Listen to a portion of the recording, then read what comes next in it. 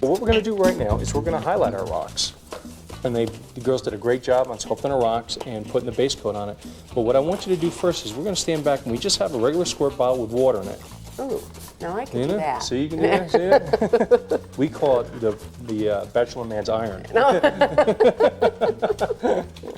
And what you're going to do So is you want a little damp before you start? a little damp, exactly, so it doesn't dry as quick as we want it to. So we're just going to kind of mist it down. We have our darker color that we chose for it. And you made this the ice cream soup. Exactly, exactly, same thing. And I just want you to kind of blot it here and there, you know, in the deep crevices and stuff, just here and there. We don't want to cover the whole thing. And then what you want to do is you want to come back with a paper towel and your squirt bottle again, and just mist it one more time. And then what we do is we go in there and we just start blotting. You dab it so that it Exactly. really looks like shadows and Exactly, gives a in your really rocks. neat Exactly. form to the rock. But the key here is don't try to spray it very, very heavily because then it'll start running. You just want to stand back and just give it a Mist it. little mist, that's all. Right. And that's it. And then we have our rocks.